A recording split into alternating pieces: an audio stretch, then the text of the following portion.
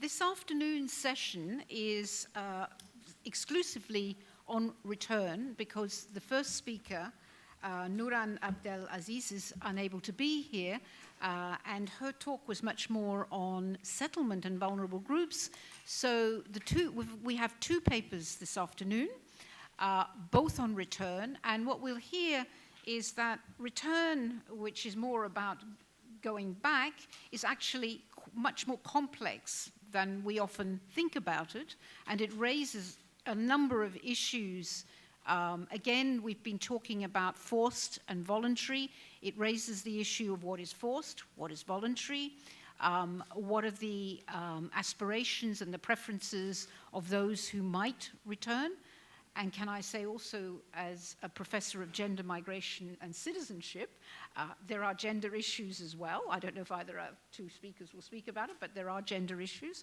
So the two papers, which will be Professor Blitz and Professor Rebecca Bryant, will follow. So it's the opposite order that you have it in. And then we have actually more commentator stroke discussants than we have presenters, but that's fine. I think they'll all have something very good to say. So just to say that I'm Eleonore Kofman, and I'm Professor of Gender, Migration and Citizenship at Middlesex University, and visiting professor at the IGA at LSE. And I've also been working with Brad Blitz on a Mediterranean migration project, which finished in July, where we looked at different migrations, including Syrians, of course, crossing the Mediterranean. But without any more ado, we're going to change the order in the program so that it will be, well, no, actually, it will be Brad who will speak first, because Rebecca is actually referring to some of the things that Brad Blitz will say. Now, Brad Blitz is, as I say, a colleague of mine. And he's a professor of international politics at Middlesex University, and also a visiting professor at the Institute of Global Affairs at the LSE. As I said, he was actually the coordinator of the ESRC, the British ESRC funded project called EviMed, which was collecting evidence. And we've been talking about that as well in relation to the crossing of the Mediterranean in Greece, Italy, and Malta. And another area, I think, which might be relevant in terms of this issue is that he is a specialist and has published widely on statelessness. So Brad will speak for about 15 minutes, and I'll show you the card at the 3-minute before the end. Okay, thanks very much, Brad.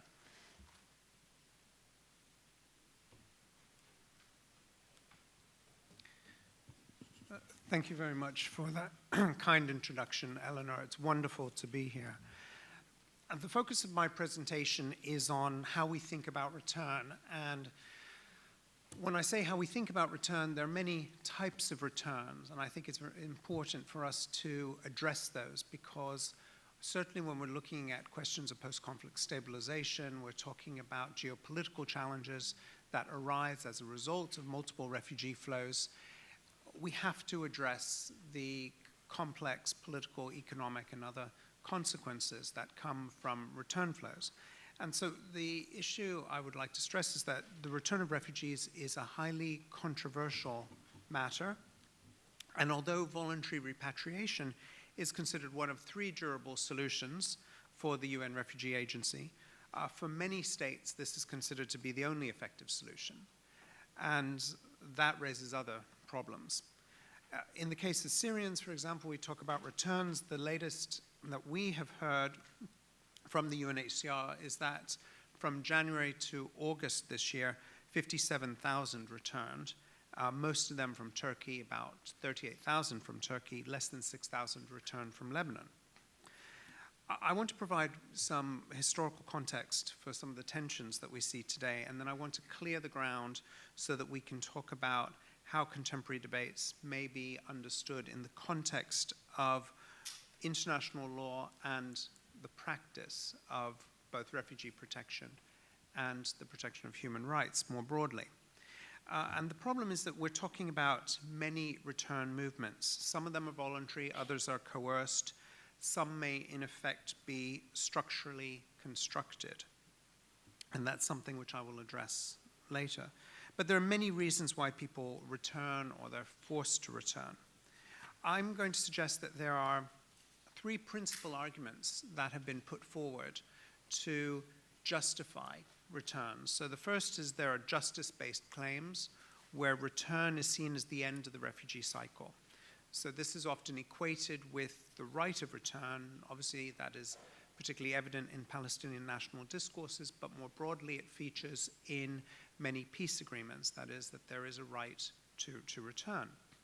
Secondly, there are claims made by states, but also increasingly by relief and development agencies, that the return of skilled migrants may be linked to economic development.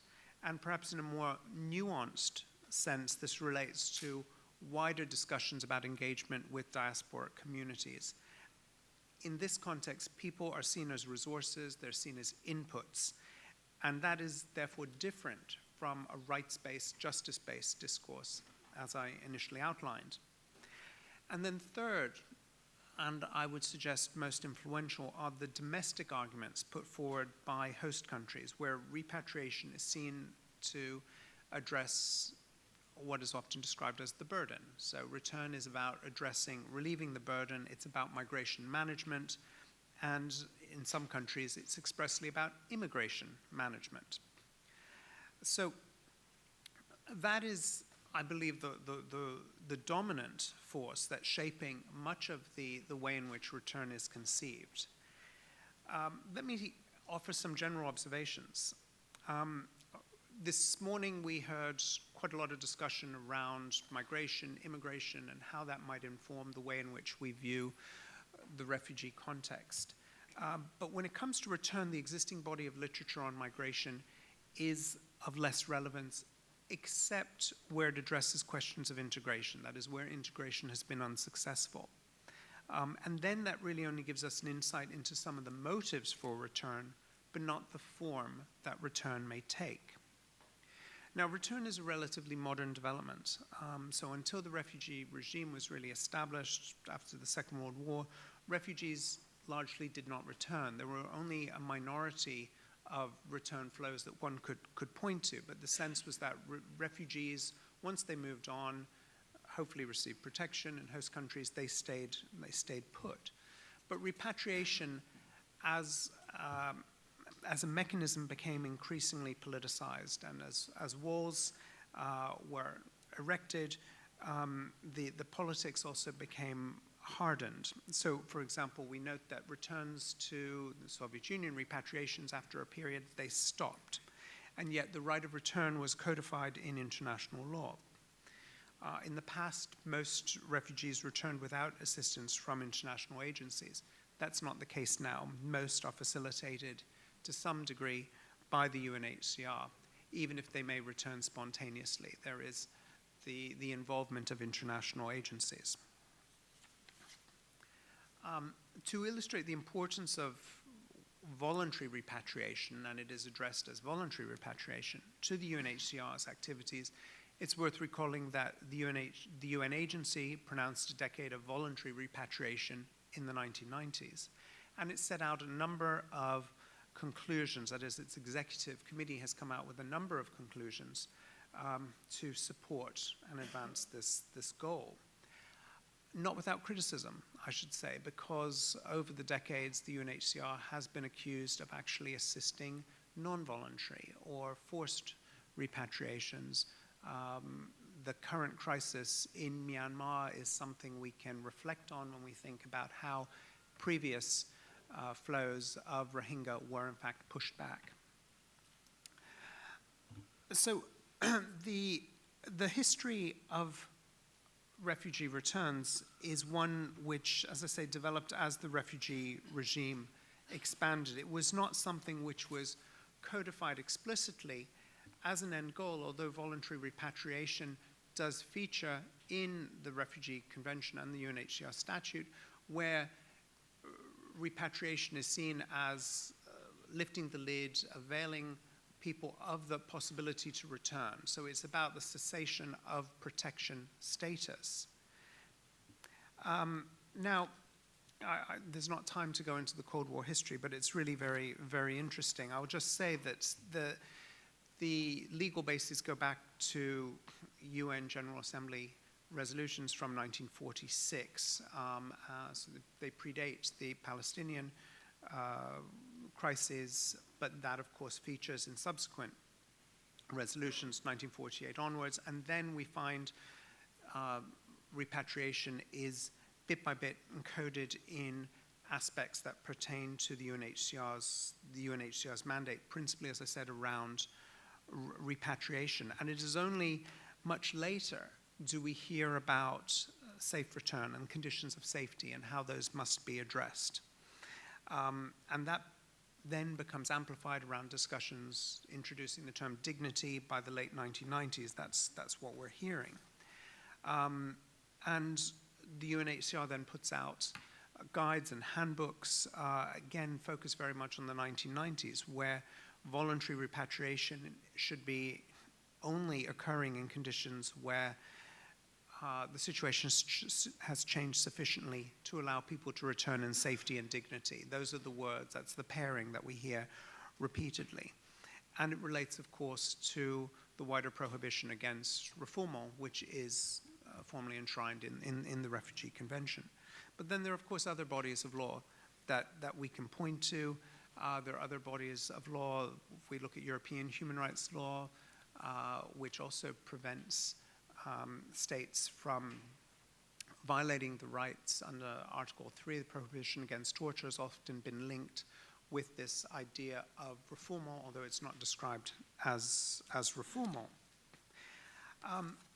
So in terms of the three explanations, I was going to elaborate more on that, and that is, so we have practices which have developed where safe return has not necessarily been addressed adequately. We note that this is an end goal, but that in itself is complicated by the fact that voluntary repatriation reinforces this idea of a relationship between a homogeneous group and land as the basis for home. But we know that there are many ideas of home. Refugees may not necessarily return to their home. Most often they don't. So we need to look at this with a critical lens here. And scholars have challenged the UNHCR over the way in which it has advanced this policy on the grounds that, in fact, it has been implicated in the burden relieving agenda that states have promoted, and they've done so at the expense of refugees' rights. Michael Barnett, who's a principal commentator on this, has said that in the past, the UNHCR has actually had little alternative. Patrons held the purse strings. They were going to send refugees back regardless. So it had no real choice but to play ball and more fully reconsider its repatriation policy. So the sense that then eventually UNHCR became co-opted. Now, the justice-based argument is not advanced as vocally as it has been in the past. And if we were to evaluate this, we might first of all note that the logic that refugees have certain material needs and that if they're met, therefore conflict will disappear, has of course been challenged by facts on the ground. There are many limitations. First of all, the concept of justice is very hard to operationalize. Arguably, a well-developed notion of justice should include the participation and the consultation with victim groups. They are certainly best placed to identify what justice means to them. But we know that neither refugee nor humanitarian policy is akin to therapy, and that people's views are not taken into consideration in a meaningful way. Secondly, the emphasis on material claims, such as housing, doesn't address broader questions around political security.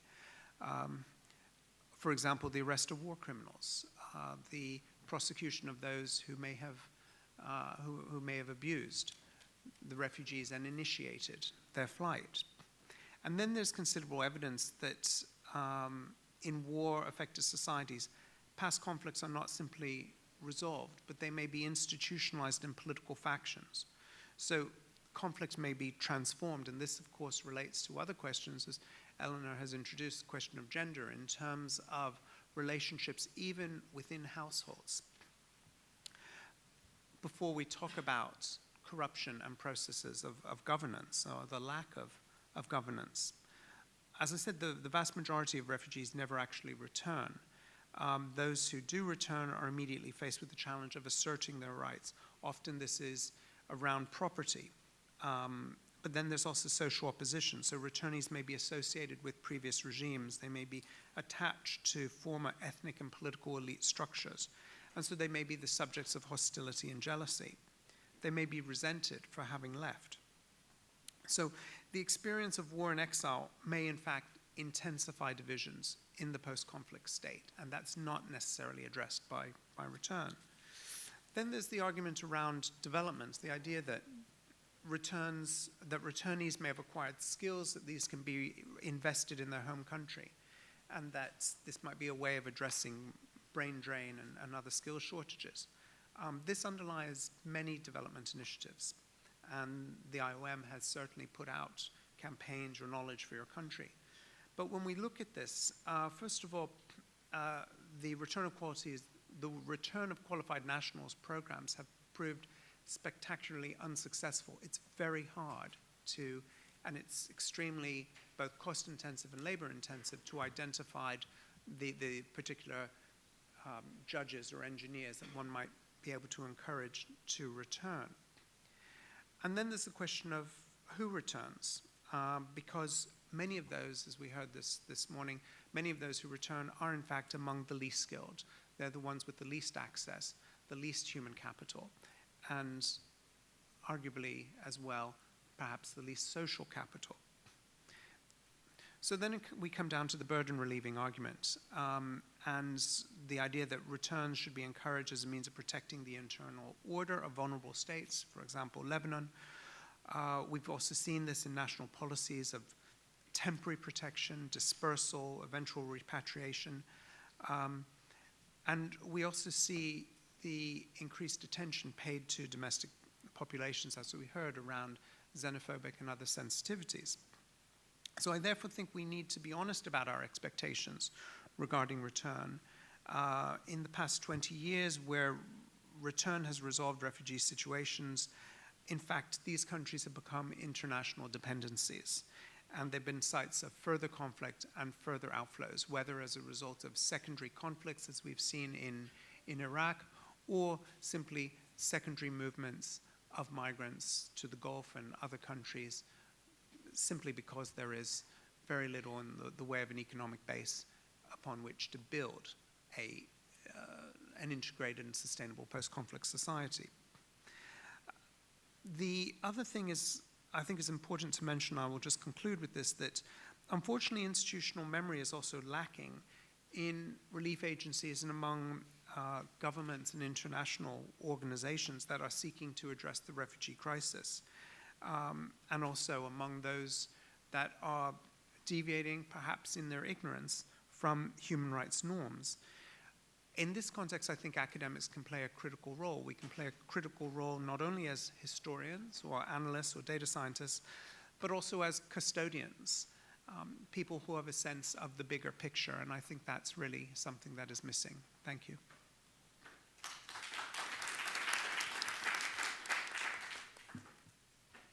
Thanks very much, Brad. So we have the second presentation on return migration.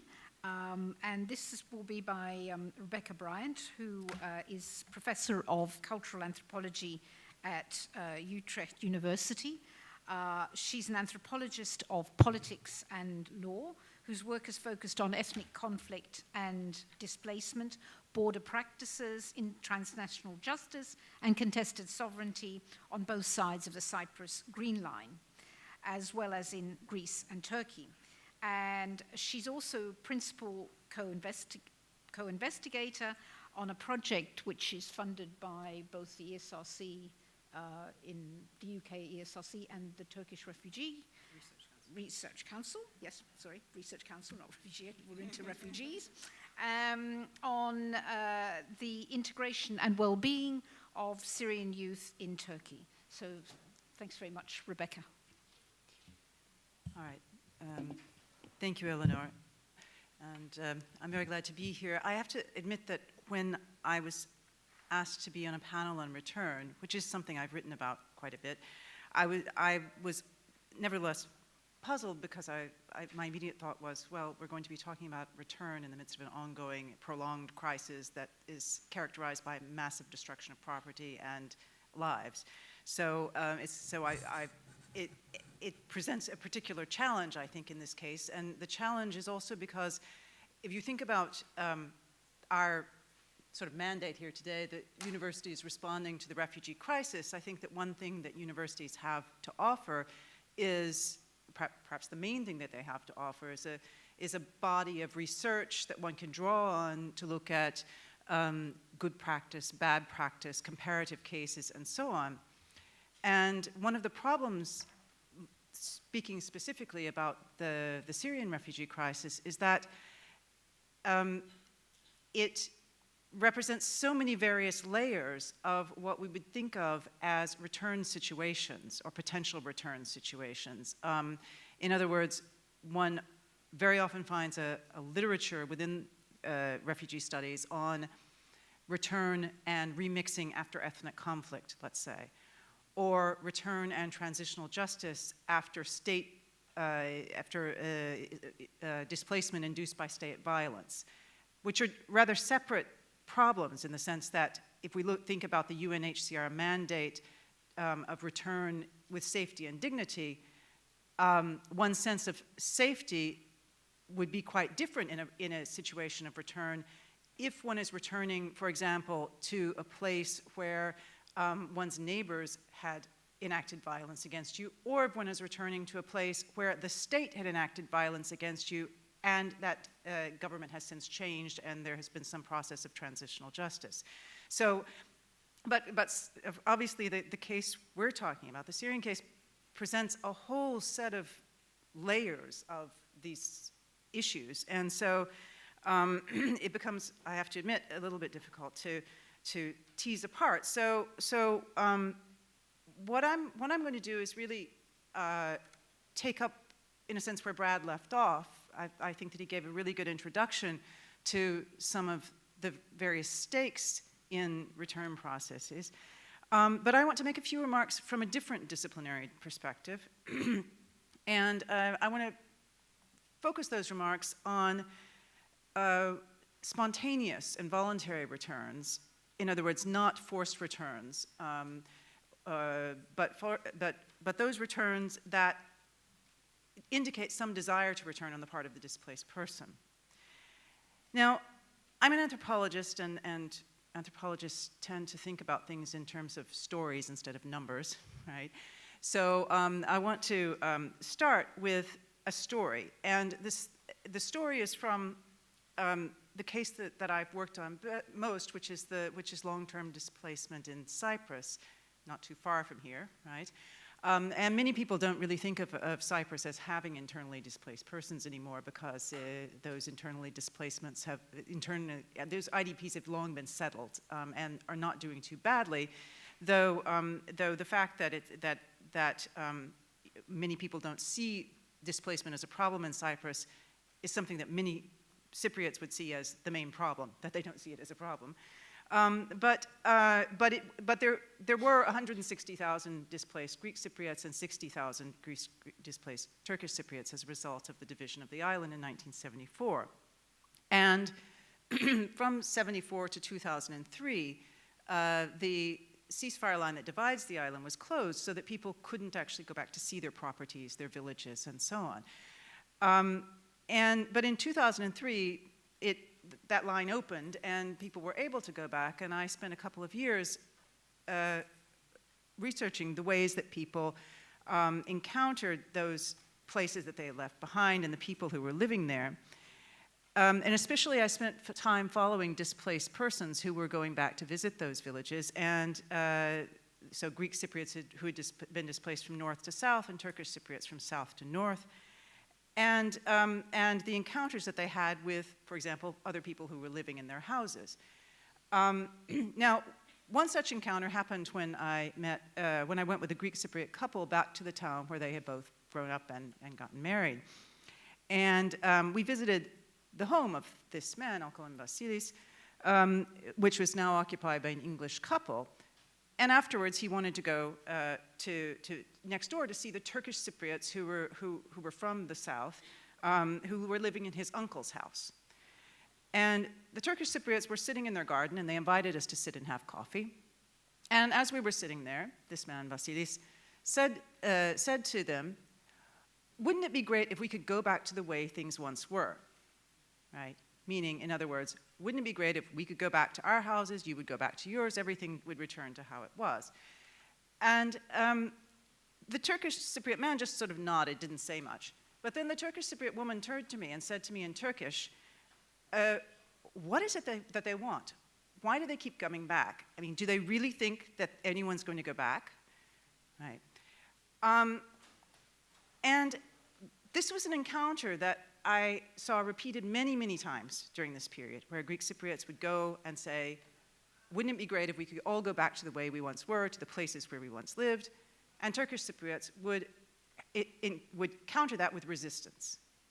We're not going back. There's no idea of return there, right?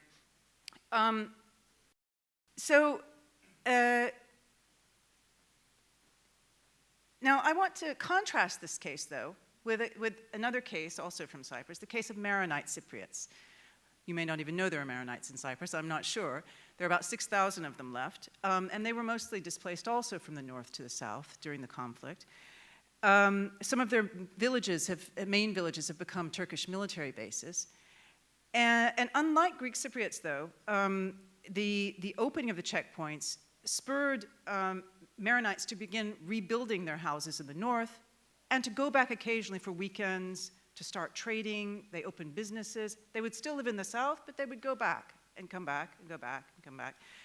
And as a result of about a decade of efforts in this regard and slowly building up a certain amount of social capital in the north, it was announced a few months ago that the Turkish army is withdrawing from their villages and they're being opened up to resettlement.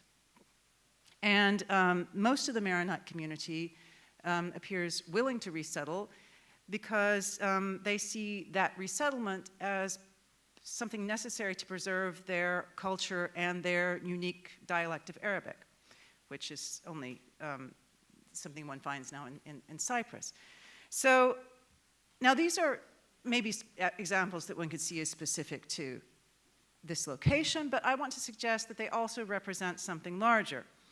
And that we can draw on them or I can draw on them, I should say, to make two basic points about return processes that we see in a lot of other cases around the world. One is that in some cases the politics of return may actually impede return.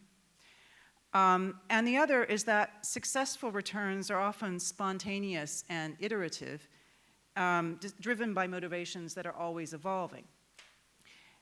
Now, if we take the second of these points first, I'll refer to a recent study by Roger Zetter that's forthcoming in an issue of Journal of Refugee Studies that he and I are editing together,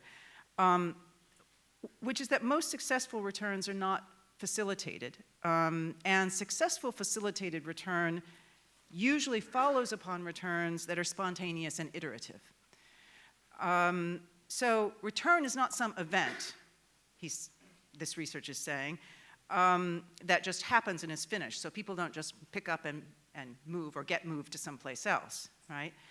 But it's untidy and negotiated and often open-ended. So research finds that cases like the Cypriot Maronites are more the rule than the exception, where families may send people to go see the property, kind of test the water, see what things are like there.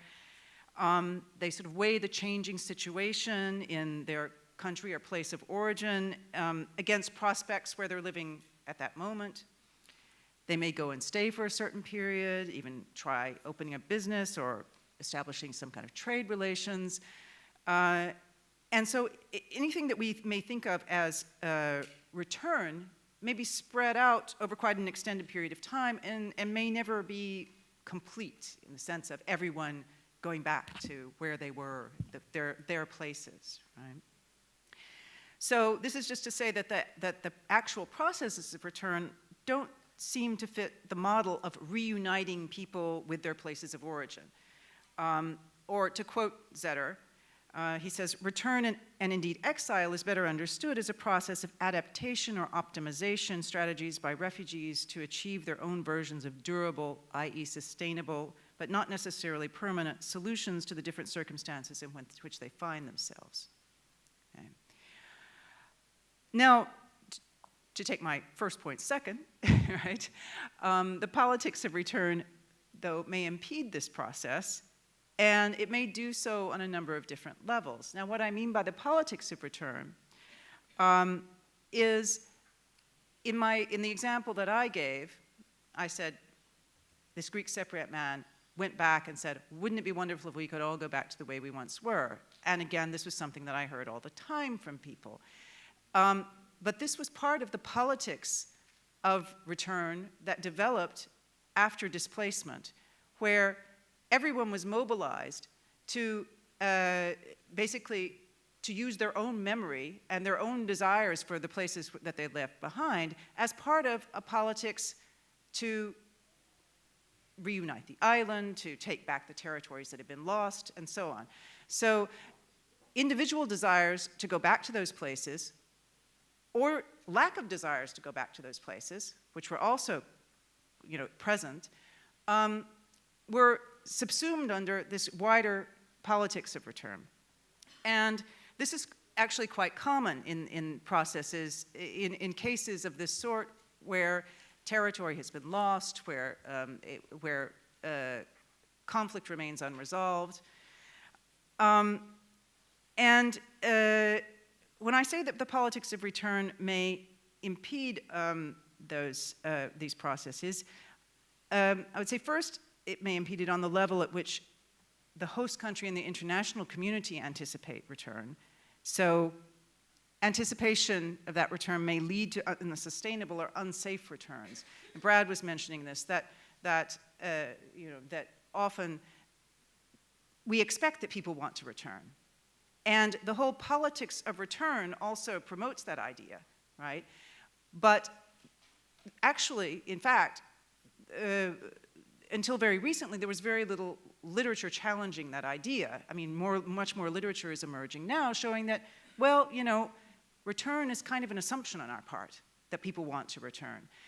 And really, we don't have so many good cases of this. In something that Brad cut from his talk, he talked about what were Bosnia's phantom returns, or returns that are basically pretending to return but not really returning, or going, in other words, in the case of Bosnia, many people returned, but only to sell their property and go back again, and this is especially the case with minority communities who don't really feel safe. And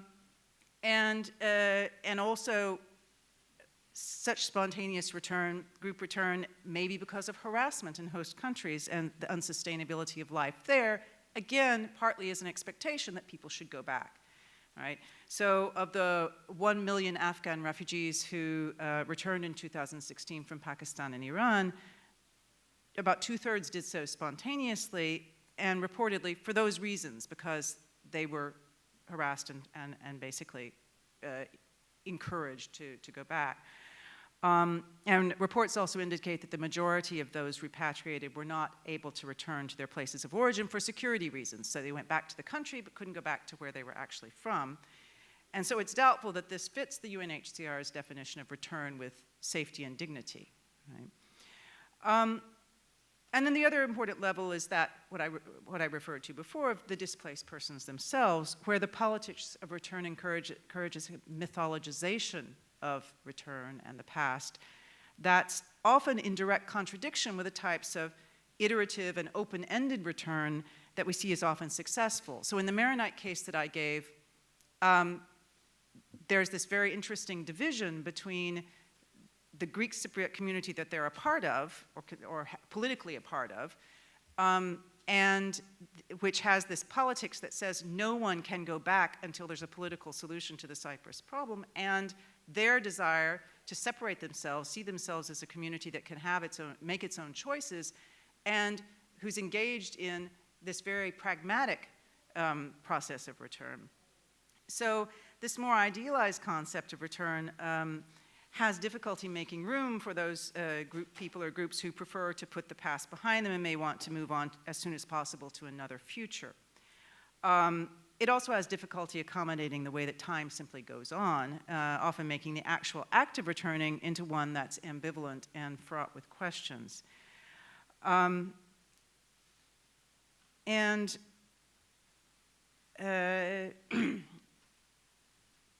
mean, in conclusion, I'll just say that to reiterate what I said at the beginning, the Syrian case is, an incredibly challenging one for anyone who's looking for lessons from other cases that they might use to think about return, because it does contain within it almost every possible type of forced migration, and it presents us with a need for various types of post-conflict reconciliation and transitional justice mechanisms to ease refugee return, and so that's why I've tried sort of to outline at a quite general level how in a number of cases, or many cases around the world, refugees manage return, as well as the sorts of approaches that might impede it. So I'll leave it at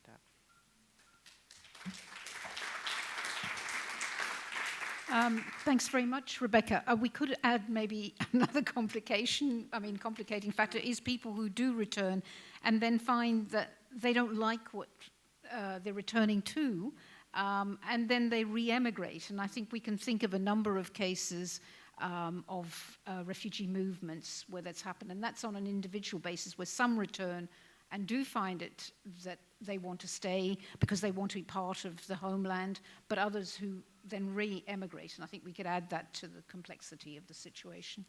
Okay, so what we now have is three, I don't know, you can call yourself commentators, discussants, whichever you want.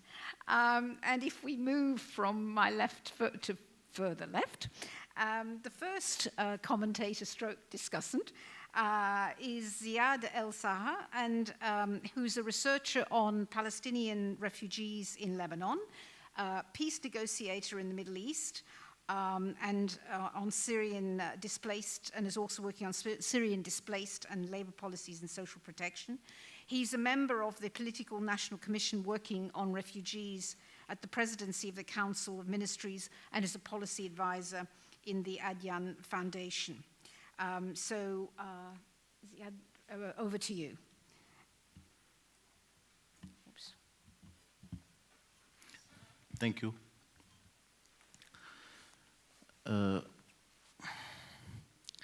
have some observations and some key questions. I agree that the return is not simple, but it is less complex and less negative than the non-return. Let's be very clear. Secondly, I think the return is about a policy orientation more than about a political will.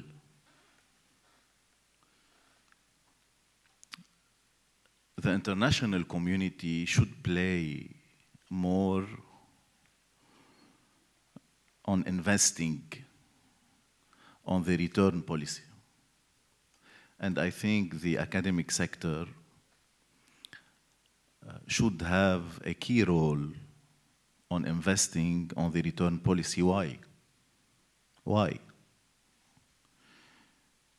Why we need the refugees and the displaced return to their homelands?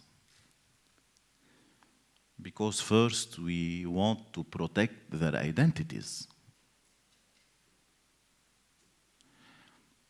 And we need to protect also their state's sovereignty. And we need also to protect their social cohesion. And we need also to avoid new tensions and new conflicts in the host communities.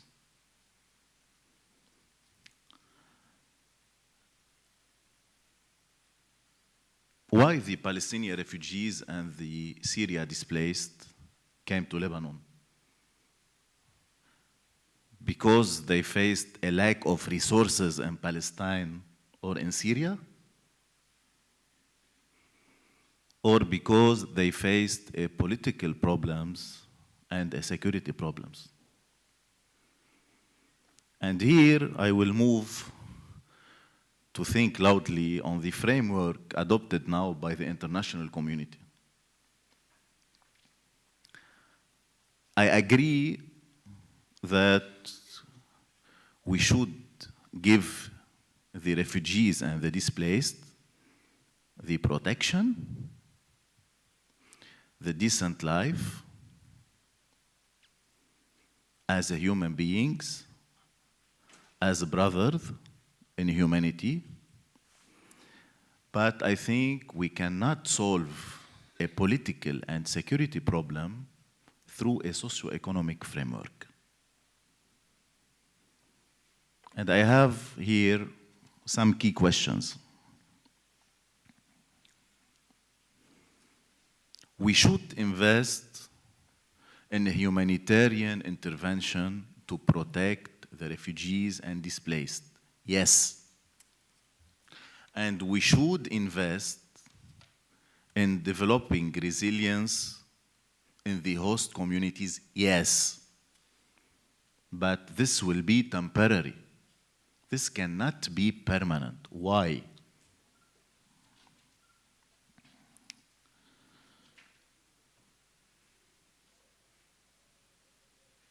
Let's try to observe the tensions, for example, in Lebanon, between the Syria displaced and the host communities. I will not neglect here the political factor, the polarization factor, the populism factor, but let's be careful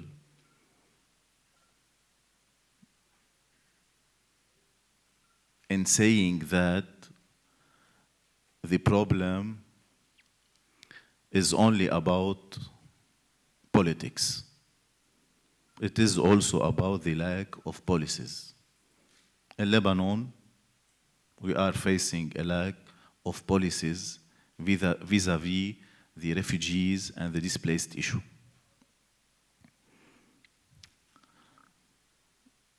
Do you think that the socio-economic approach can help in solving this crisis? How can perceptions and mentalities be restructured to get public opinion to understand that the dilemma of identity is to be resolved through transitional stages, of which the socio-economic approaches reflects an aspect of the solution, not all the solution framework? What can convince the international community and even the government, the academic sector, that the socio-economic approach, the relief and the development is temporary, while the solution must be political with the return of the refugees to their homelands?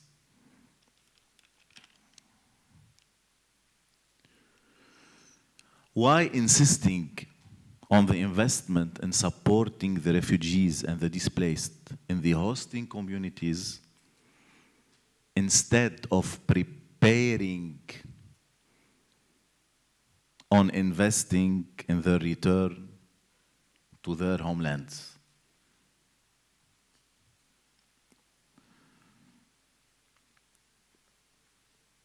This is a policy orientation. It should be connected to a political process. Now we have a negotiation process, for example, for the Syria displaced in Geneva and in Astana.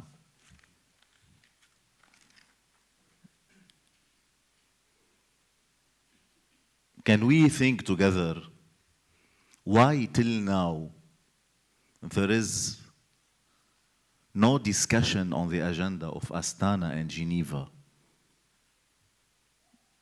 about the return of Syria displaced to their homelands?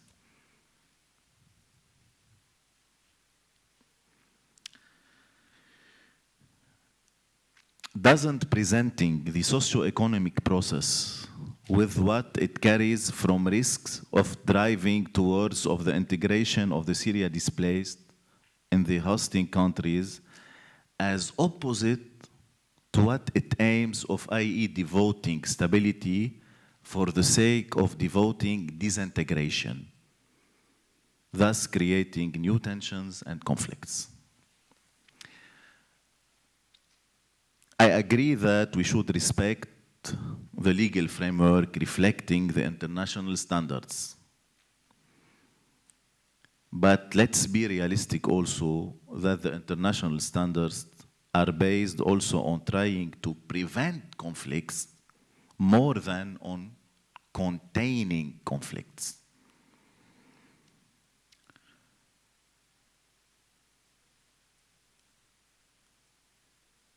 The Syria displaced, the Palestinian refugees left their countries because of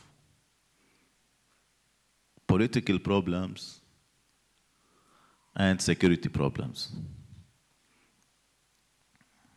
In Lebanon here now, we are moving to face what Dr. Garrett Hardin wrote in his famous article, The Tragedy of the Commons. Can we turn a crisis of refugees or displaced into opportunities? Yes.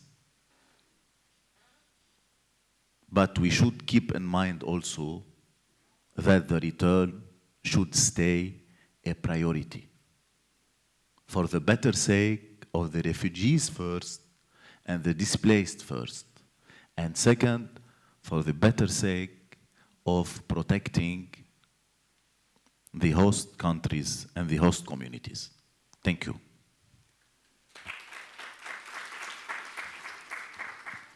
Thanks very much. I think we've got certainly some issues to be debating once we finish our commentaries.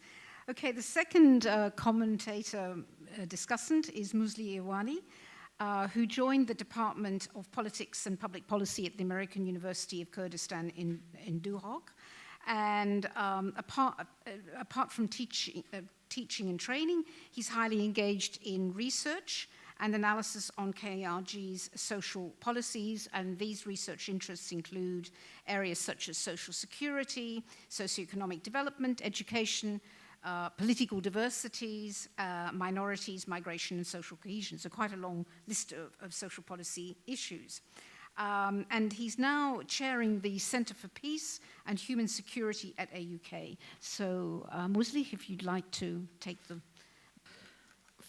Thank you, Eleanor, for the introduction. As you noticed from my very short bio, actually, migration is not my specific in-depth area of research, but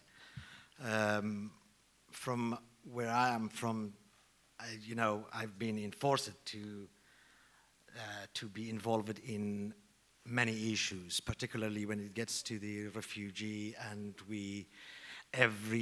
not every day, but every month we hear and we experience totally different stories of migration and displacement. What I wanted to say here first, so my presentation will be based on some comments, indirect comments, that what we heard from our speakers here, and even from the early morning as well, and from the perspective of what I have, what I know, and what I have some very few knowledge of the migration cases in the Kurdistan region. as you may know, Kurdistan region with a population of, I don't know whether you have heard of or not, with the population of 5.5 million population. Now we have got over 2 million of population of refugees and IDPs. Over 200,000 Syrian refugees, some few from Turkish refugees as well. For political reason, they fled, and now they have been located in camps and out of camp, and some from Iran as well. As well as a lot of minorities, a large group of minorities, over 1.8 million IDPs from different backgrounds, mainly Sunni Arabs, fled from as a result of the ISIS war, and even internal conflict between Iraqi forces, because of the sectarianism that actually dominated the politics and the conflict in Iraq right now. Those face any sort of oppression. The first place that they think to approach and to seek for a refuge is the Kurdistan region. So the only privilege actually, KRG, Kurdistan regional government, has been facing a big financial crisis in the last 3 years with in the conflict with after the budget cut, Iraqi central government cut the budget. But beside this, still security is the only privilege that KRG can claim, provided KRG has been successful in providing security for all people, including host community as well as refugees and IDPs. So look at this demographic change, but with the size of the problem that we see in the Kurdistan region, the case has not been the case of the refugees and IDPs. I am including IDPs as well because, there's less likely for those people to even think of returning back to their home because of this might look very disappointing, but the political tension and the sectarianism in Iraq would not allow to think in the near future for those people to even to return to their home. So the case of that over 30% of over 30% of the population of the Kurdistan region as refugees and IDPs, but the case at international level, including the academic circles, think tanks, has not been highlighted as much as we see here in Lebanon or Turkey. Most people, the refugees and IDPs in the Kurdistan region, they are not just only refugees and IDPs. They are minorities, ethnic, religious minorities, under the threat and danger, and they have fled because they have experienced genocide, mass killing, even have been subjected to sex slaveries that you have heard, particularly in the case of Yazidis recently, after 2014. So protection is needed here, not only under the name of the refugees, but protection is needed to protect those minorities and religious ethnic groups. Just to bear in your mind, for example, how the demography of the area have been changed. In early 1990s, there were around 2 million Christians in the whole Iraq, okay? But now in the whole Iraq, we have got only 250,000 of the Christians. So you can't say it's just a natural decrease. Of course,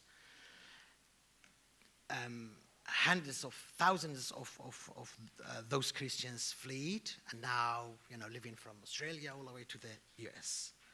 And I don't think in near future again they will even think of returning back to the region because of the continuous conflict in the region. So I agree with all my friends that security, particularly Ziad, security is very important here. People are fleeing because of that, and without having such a guarantee, and this should not be done only, international community should be involved, and most importantly, the country of origin, the authorities in the country of origin should be enforced, obliged to create an atmosphere for the return. The whole move of the refugees and IDPs in the Kurdistan region is a very, let's say, sectarian based. In the plain of Mosul, for example, where it's a very mosaic mixture of the different ethnic religious groups, we have got a group called Shabak, mainly. So Shabak is a religious identity, but within Shabak we have got Sunni Shabaks and Shia Shabaks. When they fled from the ISIS, Shia Shabaks were moved from Erbil airport to Najaf, to the south of Iraq. But the Sunni remained in the Kurdistan region. So people are seeking refuge in a place that they feel safe and secure, and they choose a country or a community that they have got similarities with them. Think of having all those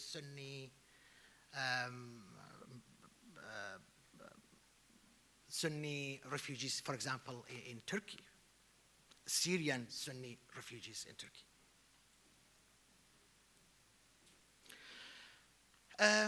As part of my research, actually, as I said, very modest and some research particularly in the last 3 years, I have done some research on migration and displacement, and particularly I'm pretty much interested in the social cohesion among refugees, how refugees and IDPs are perceived, treated, and what sort of level of trust and feel of comfort exists there. So even the last couple of months ago, I did a survey for Oxfam organization. They had a sort of saving and small business initiative program in the Kurdistan region, and they wanted to specifically look at the level of the social cohesion, how they can put all those different groups of refugees in camp, out of camp, IDPs in camp, out camp, and the host community, how they can share or be a partner in business. And I found, I'll share this point with you, might not be allowed to share more than that. Oxfam was impressed by the level of the trust, although it was a sort of pilot project that they had, but they were very impressed by the level of the trust between those mainly three type of targeted groups: IDPs, refugees, and host community. And within that, of course, we have got some in-camp, which when you stay as a refugee or IDP, when you stay in the camp, you will be entitled to some benefits, but those decided to live in neighborhoods outside the camp, so they have to take care of their life. Of course, they are linked in a sort of connection with their muhtars, someone as a representing those groups, but mainly they are allowed, and the labor policy of the KRG is pretty much flexible. They have got the right, as I have, local people, so they can work without any constraints, without any limitation. And not even that much of the level of the trust and social cohesion among those groups has led to, not only a friendship or family relation, but a lot of marriage relations. So those people, I think, in the future, and this is the trend that we see, since they have found a sort of security in that region, of course, there are some other identity elements involved because of the similarity in terms of the ethnicity. Mainly those Syrian are coming from a Kurdish background, so for them it's very easy to stay there. No language skills needed, a little bit of cultural differences, but it's the same as you can see from this city to another one. Not that major differences. They will stay there and they will totally change the demography of the Kurdistan region. This is the trend that I can see.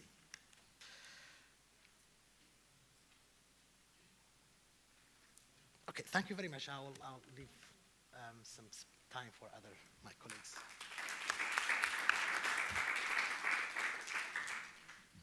Thanks very much. And our last commentator is Marco Borraccetti, and he's an associate professor of European Union law and EU migration at the University of Bologna.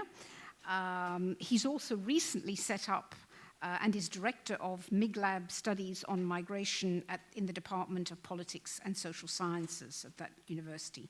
And his main current research interests include migration and mobility, trafficking in human beings, and the judicial protection of fundamental rights in the EU. I won't go into his sporting interests, which we had a long discussion before, but anyhow, thank you. Thank you. Thank you very much. And yes, I have some comments of what was said by the colleagues in this roundtable that was really interesting. So I want to start from the title of the session, is Return Migration and Vulnerable Groups. And what I found very interesting was that it's a matter of interpretation. What does it mean, return migration? Return migration, if I consider what was said today, was about, and is about, refugees that got a temporary protection or the status of international protection abroad and are coming back. But if we focus on, and that's normal, that's the interest of this country, for example, or Jordan, for example, I think. But if we consider a different perspective, I don't want to be Eurocentric because I'm very happy to be in a place where there is not Eurocentrism. But if we consider in this situation a Eurocentric approach, return migration is not about refugees. Return migration is about people that are returned because of different issues, and probably refugees, so people that got a status, it means international protection or asylum, are not the majority. And for example, in the EU, return migration is more in connection with the irregular migrants that are returned to their country of origin. Is it a voluntary basis or not? In a voluntary basis, or a forced return, but that's one of the elements. And so I wanted to develop my brief, my few words in 4 steps. That was the first one.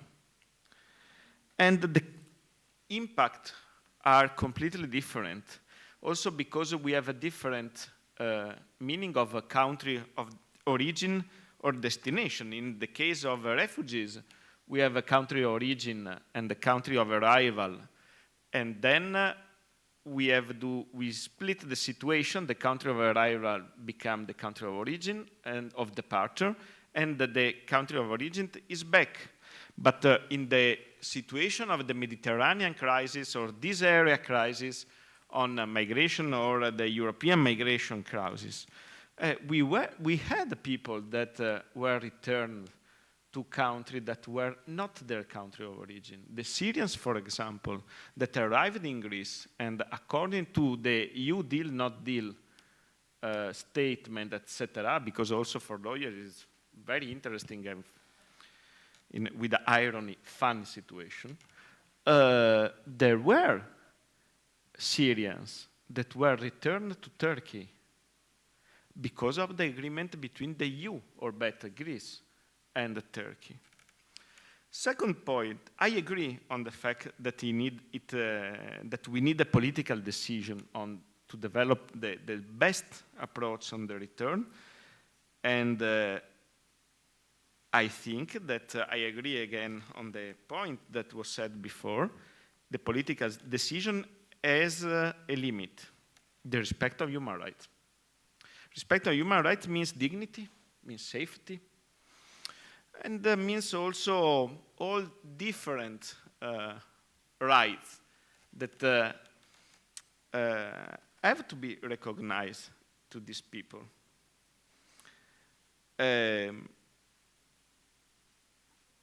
Third point, are they temporary staying or not? That's was one of the points. It depends on the event. I cannot continue to consider people that are temporarily staying in a place if they are staying 20 years in a place. Are they staying temporary? Oh, yes, okay. From a perspective, yes, it could be. But I think my doubt, or I'm lightly afraid of the fact that if the situation is uncertain, it is a vehicle of insecurity and instability. It doesn't mean, what is my reasoning in this situation? That what is happening, and what was happening here, we didn't have a real civil society approach or international community approach. Because according to the EU, the crisis was a matter of Jordan, Lebanon, Turkey, and close to Libya, Tunisia. Inside the European Union, the problem was a problem of Italy, Greece, and Hungary. So we were not, and we are not considering it as a problem of the international community. But the international community is trying to support the countries in the first line to continue to support the situation. And it is unacceptable. I'm a European. From my point of view, it is unacceptable that the European Union is continuing to discuss about how many human beings, about in 3 years 1.5 million, when we are 500 million. That's the point. That's if I am a European Union citizen, and I am, I find this unacceptable. So international community, it is the international community, I'm sorry, but is an expression without a real meaning inside if I have to consider the international community something where I share also problems. And then last point, let's focus on human beings. Because I understand completely the states that are worried about the instability, about their risk of tension inside, about the reaction of inside the community, politicians that are worried because they are losing votes. Okay, let's speak about human beings. And in this situation, migration return and vulnerable groups, in my mind, is about whom? About people with disabilities, for example, that are never considered. According to a research in Italy, the 50% of the migrants in this situation, migrants means people that arrived in not traditional way to Italy. The 50% of them were experiencing a traumatic situation, so they have a post-traumatic stress situation. And so they need health care, they need all the type of these assistances. And then what about victims of trafficking human beings? They are not, yes, they are migrants, but they were victims of one of the worst situations in the world. one of the worst crimes in the world. So are we in the condition to return them to a place where probably they left their country? And then what about environmental migrants? Are they vulnerable or not? So people that are living, I agree with what Carlo de Villanova was saying before, people that are living because they have to decide to die or to live. Are they refugees? Sometimes not. People that are environmental migrants or because of the desertification. What are they? Because we don't have the legal instrument. So, and then I am at my conclusion. I want to tell you that definitions are very important from a legal perspective, because in my mind, definitions are always matter of rights. So if we are including people in some groups, we are able to recognize them, right? What is the problem?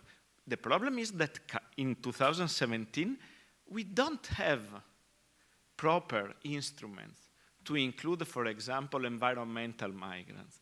We are still discussing about economic migrants, but people that have no chance not to send someone to Stanford, but as Carlos said, but to survive. Are they economic migrants? I have some. So that's why definitions are still very, very, very important. And last point, about the role of the universities. I think that we have a very important role. And not only in our countries, in our countries, wherever we are, but for countries that are experiencing war, or that experienced war, we are very important to support them to recreate, to help them to recreate and to rebuild an international community. And I want to tell you that is not something, okay, you are coming from Italy, you are speaking about theoretical, and theory, we are all agree. No, we have the experience. Also, we have the experience. Think about Bosnia, for example, as a country that was mentioned before. In Bosnia, after the war, the situation was horrible.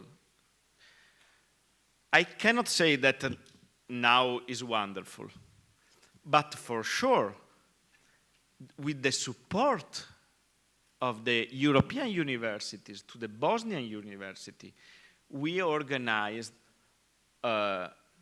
exchange program, bachelor degree, master degree, that were built to force people to stay together. And that's our mission, in my mind, for the future. All other things are included, and all other things are very important. But the added value of our action in the countries as Syria, for example, or as Libya is to work with them, to force them to work all the communities together, because that's the only way to prevent tension and wars and conflict in the future. Thank you very much.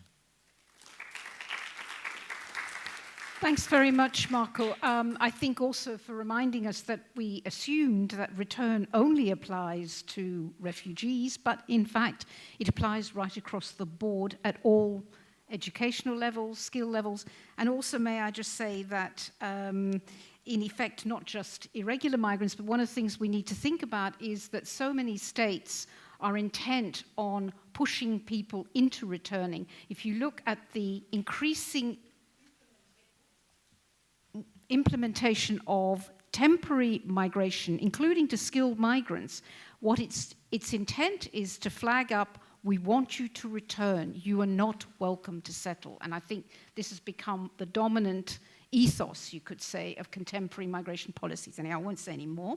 So we open it up to the floor. Can we go a bit beyond 4 o'clock, because we did start late? Is that okay? Because to have some, okay, so questions, comments from the floor.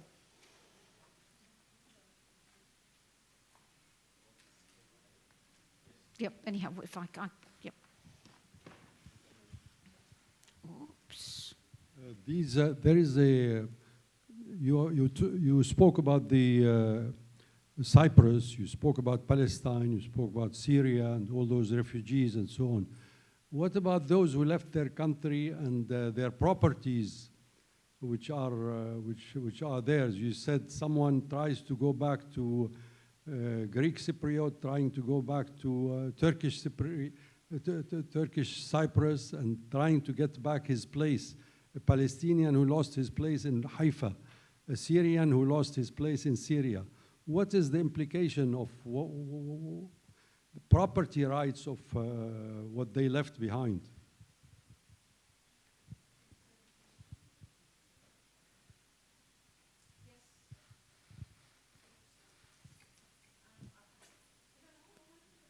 Sorry.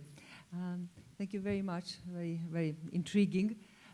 From Rebecca, I would ask what your hypothesis is behind the divergent behavior of the two type of displaced people, the Turkish and the Greek, because they went through the same type of shock. So it's actually an interesting controlled experiment in some sense. But the behavior, consistently as you described, is different. One wants to return back to where it was, and the other, no way. So, and why? Maybe it's just the politics of that, obviously, as always. It's a very interesting question. I just would like to follow up on this whole property rights, because layers of migration and refugee crisis, particularly in turbulent areas or big, during big historical structural breaks, so big breaks of society, raise this very important question. One small lesson can be perhaps learned from Central Europe's transformation, from communist to market-based democracies, where that was a huge question. Before the Second World War, there were very clear property rights, which were just disturbed, nationalization and all that for a good 40, 50 years, as the case may be. And then the return of sort of fall of communism. And countries pursued different policies. In Germany, there was a very clear pursuing of rights, of property rights, full restitution, also with some drinkers, I'm exaggerating, but sort of the main lines. So was in Estonia. In some other countries, my own Hungary, the choice was, given the historical time that has passed, is a token, not material, not immaterial, but still a token recognition of the right in the form of government bond payment. And strangely enough, that was accepted by the society. It was very clear that going back to old property rights would completely turn the society upside down, even though it would have been just in many respects. And the solution was an agreed, socially, sort of through consultation, agreed program of restitution, which recognized past rights, made some compensation, nowhere near to what could have been, but that what was fiscally possible at the time by the government. Just a food for thought.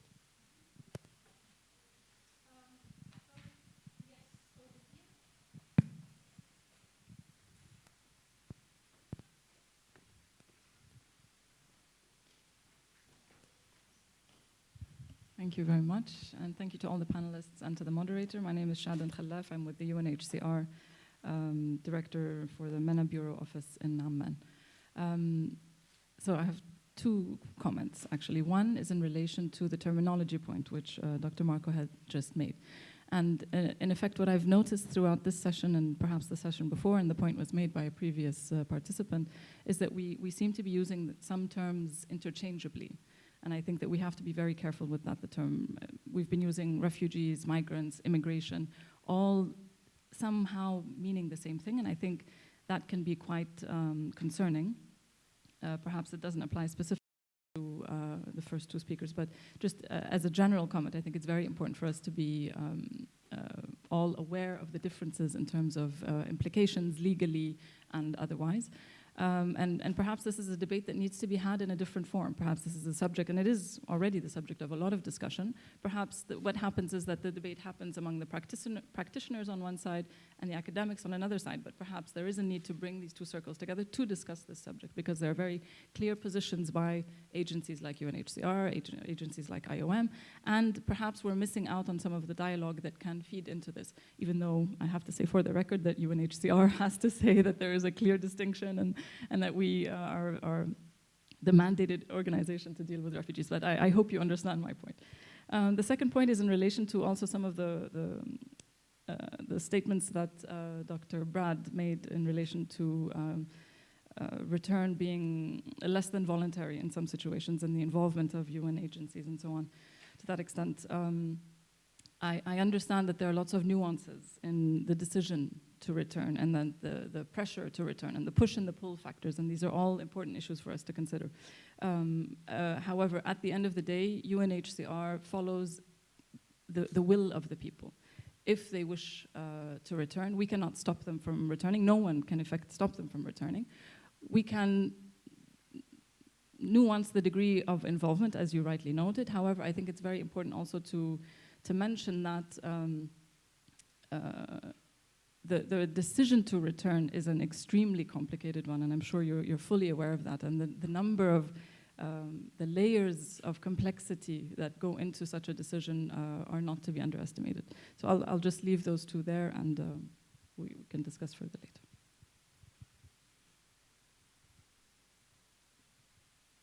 Should we have a response to those 3 points? Sort of quick questions?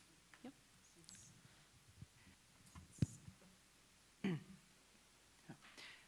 So they were sort of interlinked, and some were actually also to Brad. But I'll start with Piroshka's question about the difference, right? Because it relates to the property, which is that in the particular case I was talking about, again, it's representative, I think, of a lot of majority-minority situations, displacement situations, where numerous studies have shown that minority return tends to be unsuccessful, and that many minority groups don't want to return. And the reasons for that are numerous. A lot of them have to do with actually, just to go back to the UNHCR, sort of very open demand for return with safety and dignity, right? I mean, I think it's interesting. It's not very well defined, but I think it does actually get at what a lot of people are trying to find when they are thinking about return. In other words, is it safe for us to return? And when we return, will we be able to support ourselves, support our families, and be able to express our culture, live without feeling degraded by the people around us, and so on. And so, in many cases of minority displacement, you find that those minority groups have actually experienced certain kinds of discrimination and degradation for a very long time before the actual moment of displacement. So that in the specific case I was talking about, but again, I don't think that it's particular to the Cyprus conflict, but in that specific case, there was a perception on the part of large majority of Turkish Cypriots that their displacement was a solution rather than a problem, right? So, but again, it was all wrapped up with establishing a separate area for themselves and so on. So that area was supposed to guarantee their safety, and so displacement was secondary. But of course, the perception of a majority in such a conflict is quite different, because they don't have that longer-term experience of a sense of fear, discrimination, and so on.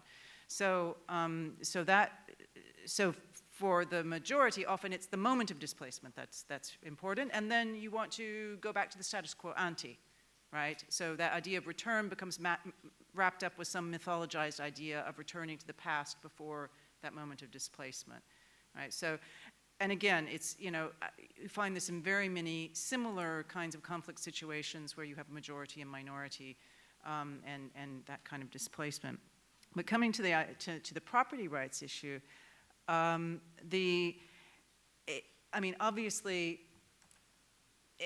property is integral to resolving these kinds of conflicts, and it's a sticking point in negotiations in every conflict of this sort that you find. Of course, as Piroshka also pointed out, certain conflicts have a different base starting point for issues of property rights. But in cases, well, there are many cases, however, where property, unlike, I would say, the case that you're talking about, right? There are cases where property is imbued with all sorts of understandings of identity and community, and related to things like where your parents and grandparents are buried, senses of obligations to tend graves, various other things of that sort. So there's, in that sense, property comes to symbolize all sorts of other things, but that can also change. So, in the case of Cyprus, for example, over the past 10 or 15 years, various mechanisms have been established to compensate Greek Cypriots for their property, and many Greek Cypriots have taken advantage of those. And attitudes have begun to change, because whereas 15 years ago you would really not have found anyone who would say, yes, I'll accept compensation for my property, everyone would say, no, absolutely, we have to return, we have to take our property back. That opening of the border and encounter with their properties and seeing that actually, well, there are people living there who aren't going to leave, that this whole situation has changed, we have to come to terms with that, has led a lot of people to go to basically take advantage of these kinds of mechanisms. So this is not a very good answer to your question, but obviously property is a key issue in understanding whether or not people will return, whether they want to return, the kinds of mechanisms that are established for compensation or restitution or exchange and so on. Those are all going to be key to whether or not people will actually go back, whether they feel that they can go back. That's such a complicated issue. It's in every case, because every case has its own understanding of what property rights mean. It becomes very difficult to generalize about that. Yeah.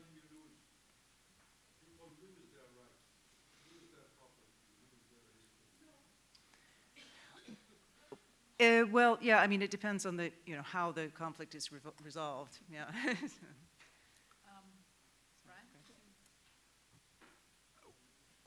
To answer this gentleman's question, it may have been a rhetorical question, but in a sense, yes. More often than not, if people do return, they may not be able to recover their homes and their property. They may be offered some form of compensation, or if they do actually acquire their property, they will have established lives elsewhere, especially those who have children. They may already be settled. Property is just one marker or one driver, let's say, for return. They're the competing forces which are often very much linked to the welfare of children and their future. So there's an exchange that goes on. It's not necessarily just, it's described as compensation.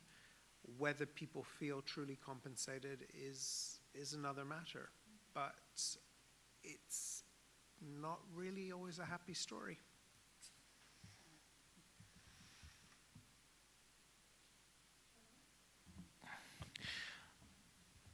I want to comment on the UNHCR now intervention. We are following the will of the people. Yes, I agree. You should follow the will of the people. And if the will of the people is to return, we should work together for the return. And return is about optimizing the circumstances, the facts. We cannot wait under this slogan. Let's wait and see the political solution. No. And I think in Lebanon, since 2-3 weeks, all the UN agencies are insisting that the solution will be the return of these people. And I just came back from Germany last night. We were in a meeting in which all the UN agencies were represented. The EU representatives were there, and we discussed together how we can prepare the return.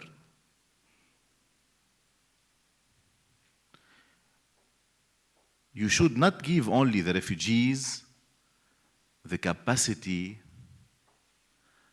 to have a decent life. You should give them hope also that they can return back to their homelands. It's about giving hope also. It's not only about a humanitarian intervention. Relief is crucial. Sustaining the dignity in the hosting country is crucial, but also preparing the return is crucial. And I knew that there is a critical discussion within the UNHCR itself, how we can now contribute with the host countries in the preparation of the return. And this is, I think, an excellent step to be more elaborated, to be more observed, in the better sake of the refugees and of the host countries. Thank you.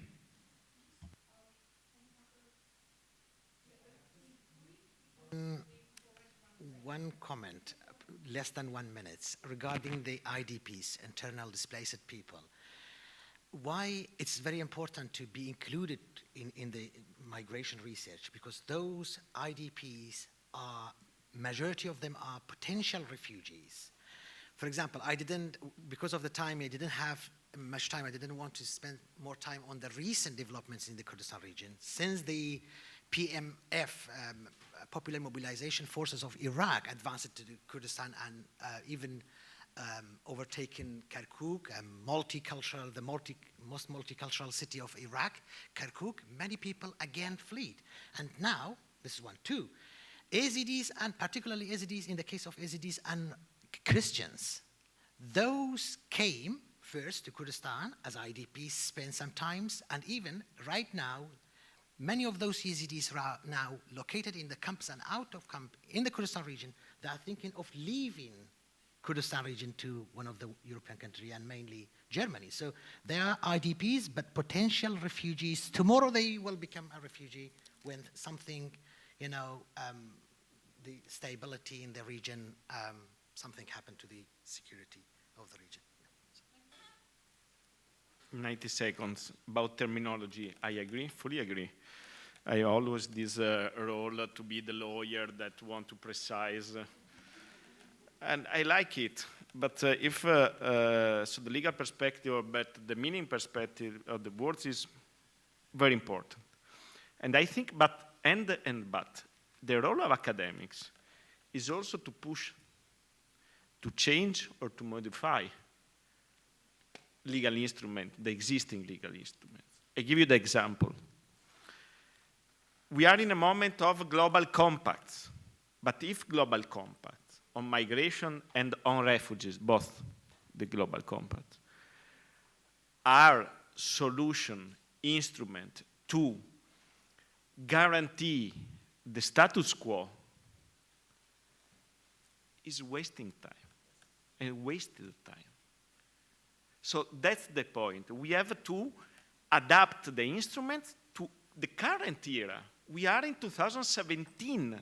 We are using instruments important, super important, extremely important. I don't want to guarantee lesser rights, but I want to guarantee rights, the same right to people that are in a condition particular that was unexpected before.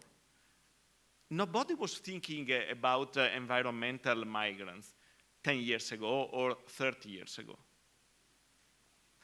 Second, about properties, I agree with probably the idea sometimes are lost, but properties are only part of the problem. Because we can guarantee the return, we can guarantee properties. Imagine, we have the example, full example of Bosnia. But if we don't guarantee justice, and at the same time, we have to be aware that application of law doesn't mean justice. Application of law is application of law. And sometimes the application of law is not fair. Because if not, am I violating the international instruments to return irregular migrants that are poor? Is it legal? Yes. Is it fair? No. That's the point. Thank you very much for, I think, a stimulating discussion. And I think we've got a lot to discuss with the speakers and you, the audience. There's a coffee break now. And can you, or tea stroke, I'm not sure, or a liquid of some kind. Anyhow, and according to the timetable, we're back at about 4:30, yes, the boss says that.